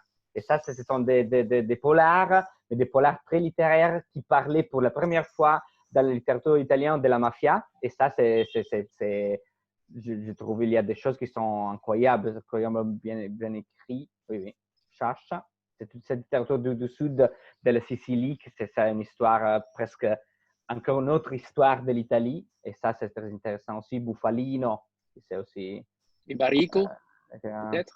Baricco, oui, c'est vrai. Baricco est un cas où il est Oui, presque plus célèbre en France qu'en c'est Italie. vrai. Je pense comme C'est- Erli De Luca, par exemple, Oui, qui non, qui est très célèbre en France. Je dirais plus encore qu'en Italie. Là, juste pour justifier ma réponse sur Michele Mari, c'est parce que c'est peut-être une réponse plus difficile à trouver, un auteur oui. plus difficile à trouver par rapport au grand nombre. Je viens de vérifier, et, donc j'étais avec le portable, il est sorti chez Le Seuil, il s'appelle Tous les fers Ah, de la ok. Tour Eiffel. Euh, oui, mais sinon. Et Elena Ferrante, vous ne citez pas Elena Ferrante? Ah oui, C'est moins oui. littéraire, à mon avis, mais Moi, non? ça aussi. Oui. Ouais. Et Bien c'est connu. toujours peut-être chercher des auteurs qui sont moins connus que ça, Elena Ferrante, Oui. non? C'est C'est n'a pas devenu. besoin de notre conseil. Exactement. Ouais. Merci beaucoup en tout cas. D'ailleurs, vous savez qui c'est ou pas, Elena Ferrante?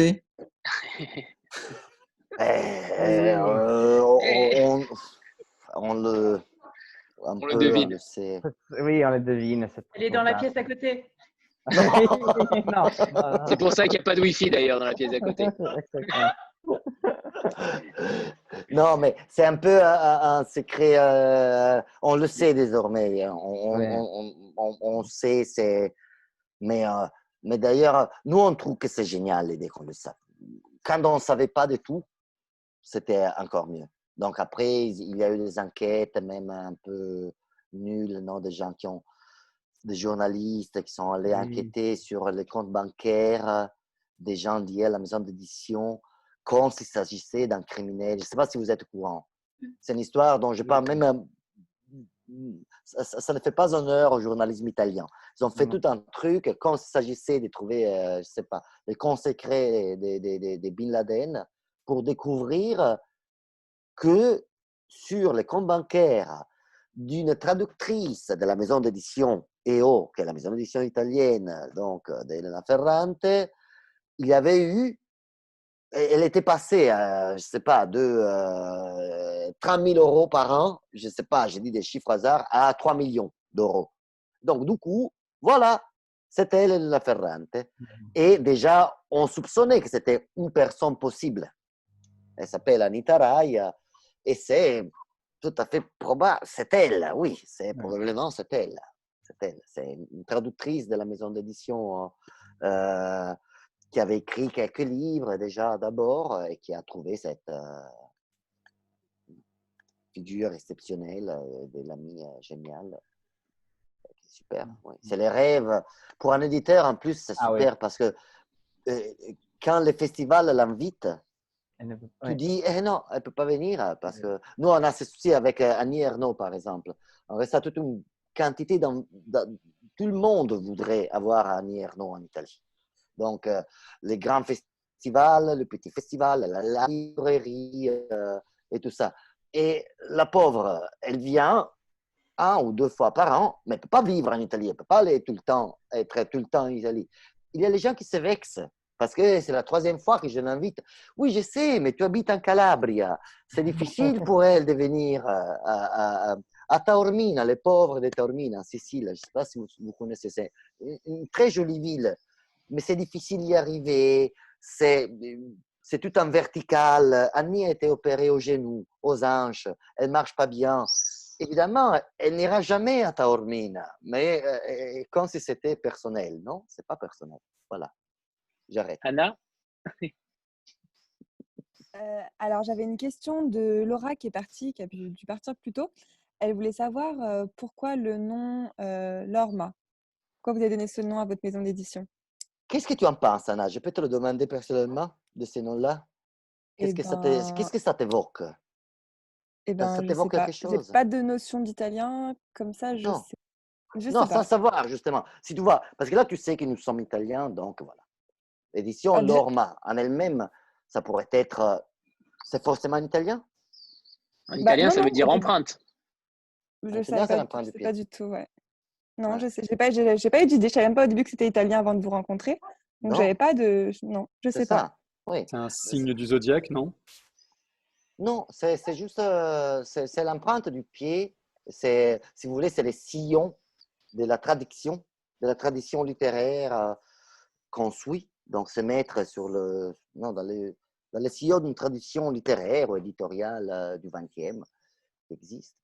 D'accord. Et même l'ambition de laisser une trace, donc une empreinte du pied, voilà. Ça, pour ce qui concerne l'italien. Après, pour le français, on s'est dit, écoute, on l'appelle de la même façon, parce que l'Orma, ça, si on avait appelé la maison, je ne sais pas, avec un nom, la maison italienne avec un nom ultra italienne, on aurait changé, mais c'est l'Orma, c'est facile, c'est simple, c'est 5 lettres. Et en plus, disons, la version, l'essence cachée, c'est que c'est les premières syllabes du nom de Lorenzo et de Marco. Ah, d'accord. On sera content de savoir ça. Ouais, ça c'est. Mais par contre, J'aurais fallu le deviner, ça. Ça, je l'aurais pas deviné. Entre nous. Voilà. Ça reste entre nous. On avait fait un petit, comment on dit un petit jeu de mots. Oui, un petit jeu de mots. Chercher des jeux de mots. Mais même, on avait fait une sorte de votation. On avait fait voter à des amis dans une quinzaine de noms, celui qu'ils préféraient. Et c'est l'Orma qui a gagné. Et donc, c'est comme ça qu'on a choisi les noms à la base de la maison italienne. Après, pour la maison française, la question c'était s'il appelait Édition Lorma ou Lorma Édition. C'est sur ça qu'on a pensé pendant de longues semaines. Après, on a décidé pour Édition Lorma. C'est plus facile comme choix déjà.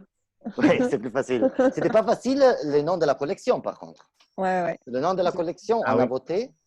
On a voté ici en rédaction, Delphine aussi. On était 10 à voter. Et le deuxième nom, c'était les plumes. Mais les plis, c'est plus beau. Oui. Ouais, c'est plus joli. Je trouve. Parce que les plumes, c'était. Les grandes significations aussi, un pli, une lettre. Ouais, c'est ça, non? C'est le pliage, c'est le pli qu'on peut envoyer. Un sens secret. Il y a aussi le concept des plis dans la philosophie de Gilles Deleuze, qui est très intéressante. Mais ça, c'est une autre chose, c'est pas important, disons. C'est une chose qu'on peut rajouter en plus.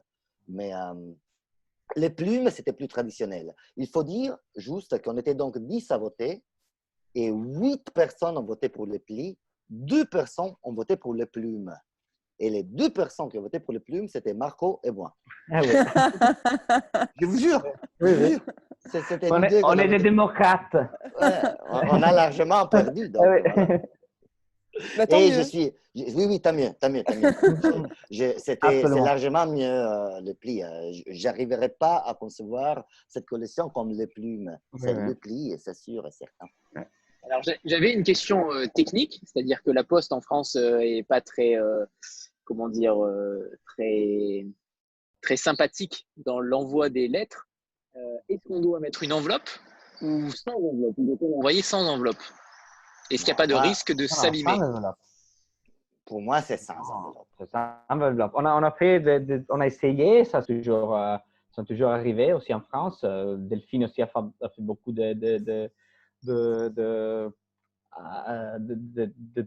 prouves et des tentatives. C'est toujours. Non, on a en Italie, on a un poste qui n'a pas une bonne réputation, disons, et on se trouve très bien depuis des années. Et je pense que ça donne aussi un retour heureux dans la poste nationale quand on voit que les plis arrivent. Si. Et avec ou sans enveloppe, pour moi, je dirais sans, mais parce que j'aime les choses un peu abîmées. Parce que sans enveloppe, qu'est-ce qu'on fait? On doit combattre contre les tabous d'écrire sur un livre avec un stylo. Non, parce qu'ici, il faut écrire donc les noms, l'adresse et tout ça.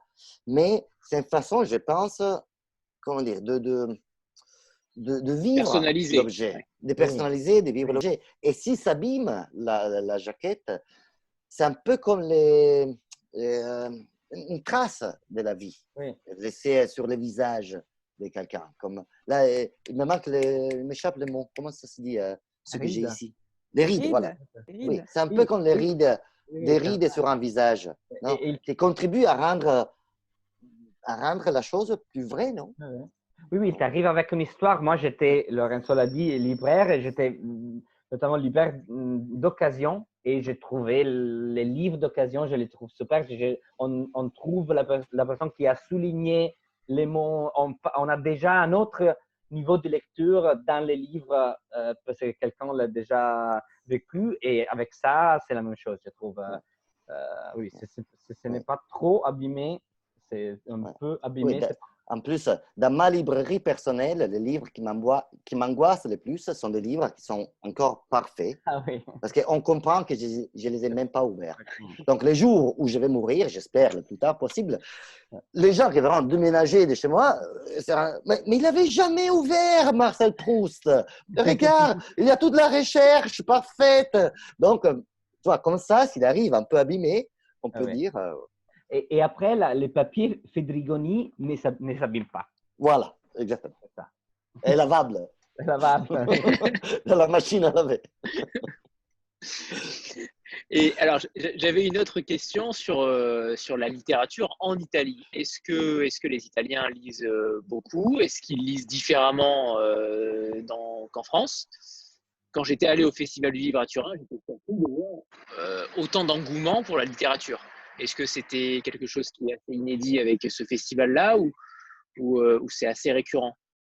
On dit qu'en Italie, il y a plus de festivals que de lecteurs. Donc, il y a plus de festivals littéraires que de lecteurs parce qu'il y en a plein. C'est des moments très importants. Pour nous, c'est des moments essentiels parce que c'est un moment aussi où on rencontre les collègues, les gens qui travaillent dans le monde de l'édition, qui deviennent au fur et à mesure des amis. On se sent des chevaliers d'aventure, qu'on se revoit d'ici 3 mois dans une autre ville. Ça, c'est très bien. Mais aussi les lecteurs, c'est l'occasion de rencontrer pour de bon des lecteurs au stand, tu vois, comme quand tu es passé, Anthony, par exemple, et on ne s'est pas connu, mais on aurait pu, dans ces cas. Et par rapport à la France, bon, la France a des taux de lecture enviables dans le monde.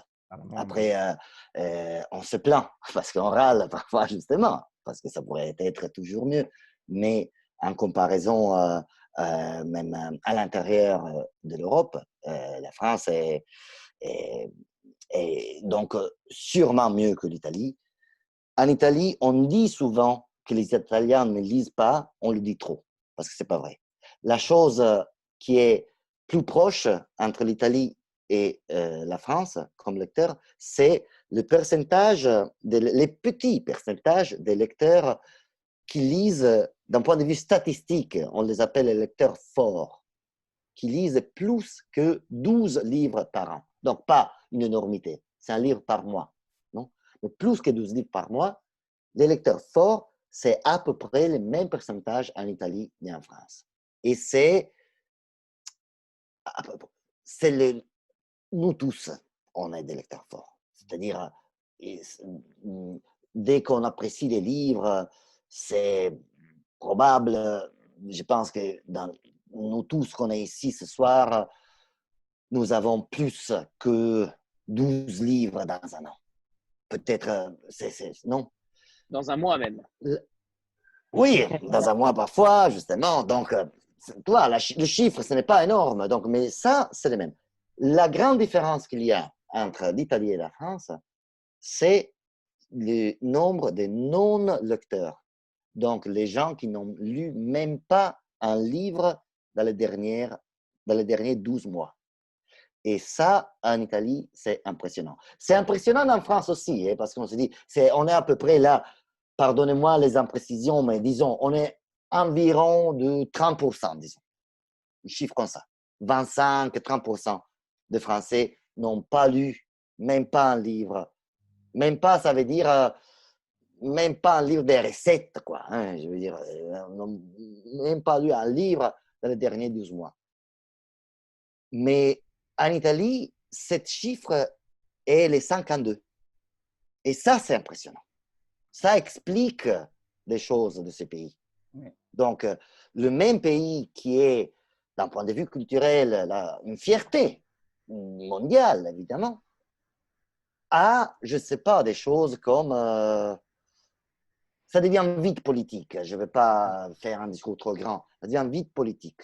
Ça devient vite... Comment on peut s'expliquer dans un pays avec une tradition démocratique, une tradition culturelle comme l'Italie, des choses comme la Ligue. La Ligue, qui a failli être au gouvernement pendant cette crise. Heureusement, ne l'a pas été.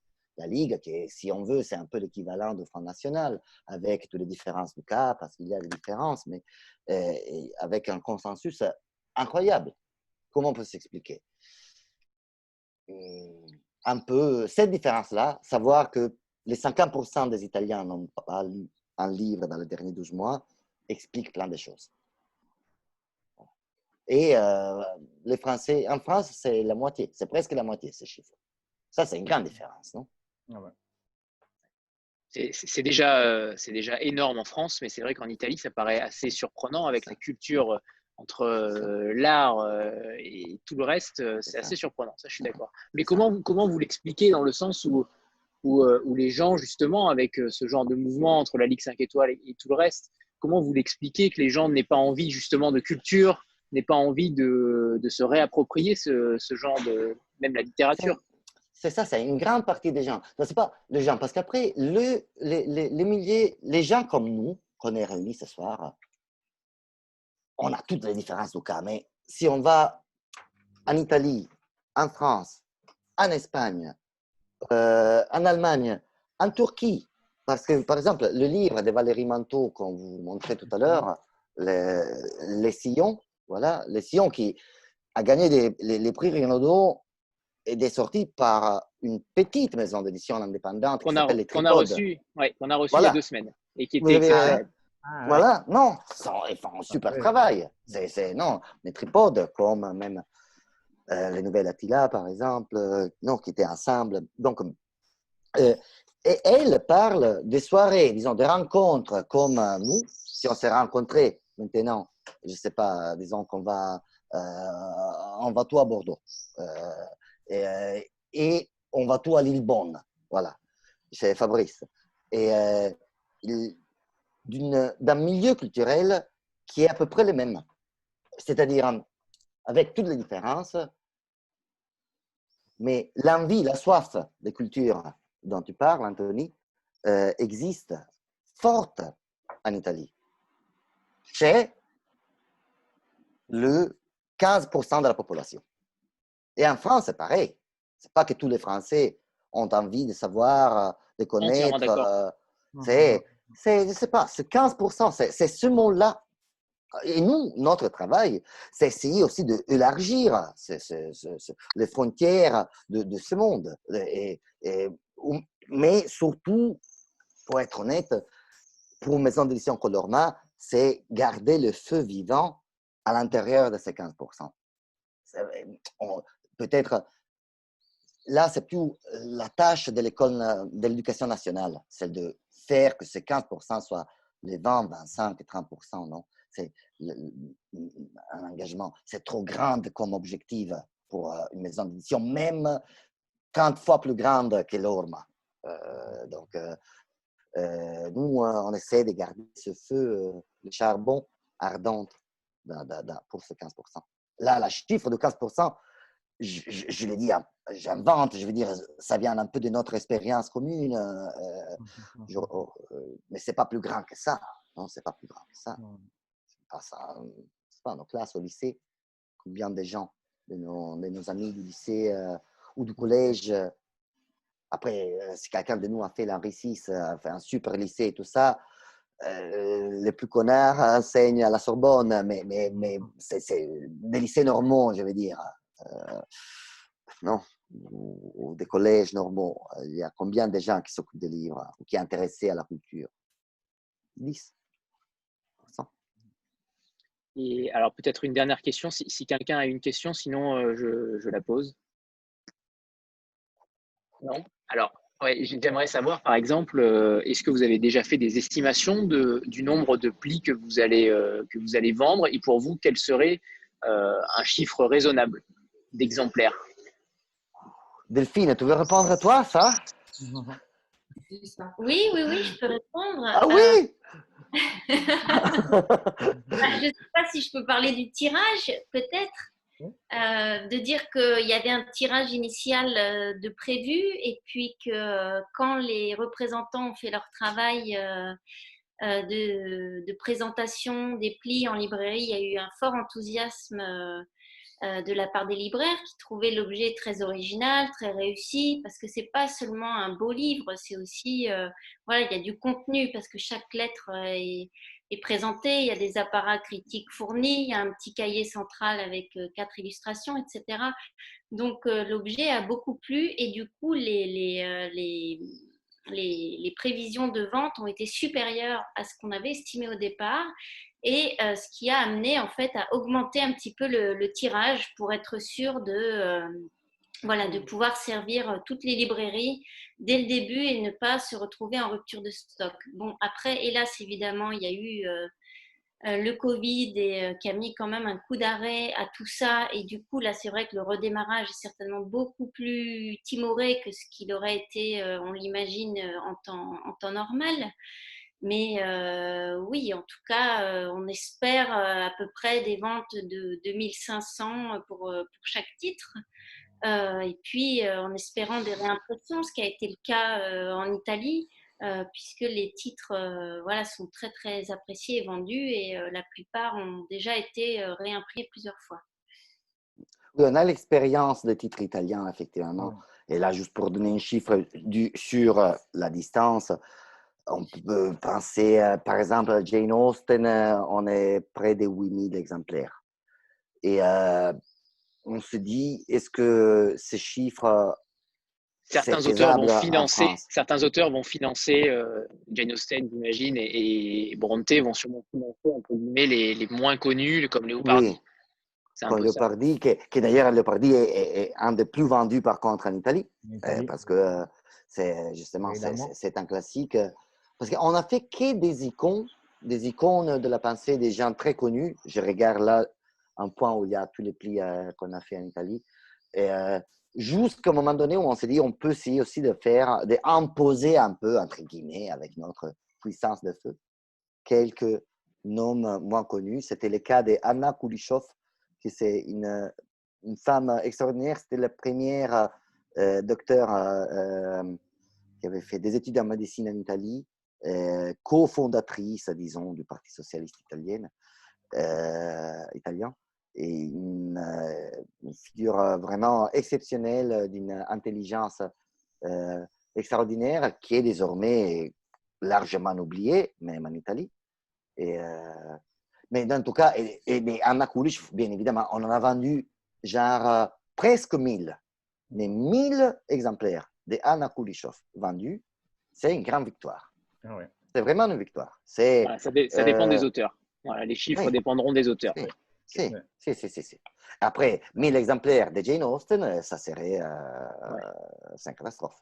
Donc, dans ce cas, dans les premiers 6, on est très curieux de savoir s'il y a une correspondance aussi entre les ventes en Italie et les ventes en France. Peut-être justement que Pessoa, les Français sont fous de Pessoa. Et waouh, qui sait? On ne sait pas. Alors, il est temps de nous quitter, Lorenzo, Marco et Delphine. Déjà, on vient de commencer.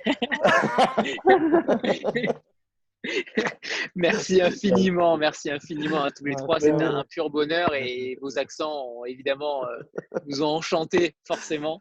Alors, surtout l'accent normand de Delphine. Oui. J'avais dit l'accent normand. D'ailleurs, il y a une personne tout à l'heure qui… Ah, mais je crois qu'il est parti, le monsieur Normand aussi. Voilà. Non, Jean-Marc, il est de Rouen. Oui, moi aussi. Jean-Marc, il est de Rouen, lui, Jean-Marc. Il est parti. Ah, d'accord. Il y a Jean-Marc de Rouen aussi. Oui. Si, c'est les lieux des votre accent me donne envie de boire de l'astis Pumonte. Donc, vous voyez, là, je suis là. Et après, ce sera certainement limoncello après. On verra. Oh, bien. C'est une bonne raison pour se quitter. Alors là, parce que moi, je n'ai que de l'eau et j'ai envie de… Oui, moi aussi, de Rome. Je vais boire une bière alsacienne, alors. Bon, merci à vous. Alors, Anthony, merci à toi d'avoir organisé tout ça et de nous avoir invités. Vraiment, merci. Évidemment, Lorenzo, Marco et Delphine, avec grand plaisir. En novembre, on pourra le refaire, évidemment, avec un immense plaisir. C'est ça. Merci beaucoup. Merci à vous tous de votre attention. Merci beaucoup. Du temps que vous avez donné. Merci à vous. Bonne soirée. Bonne soirée. Au revoir. Bonne soirée. Ciao. Bonne soirée.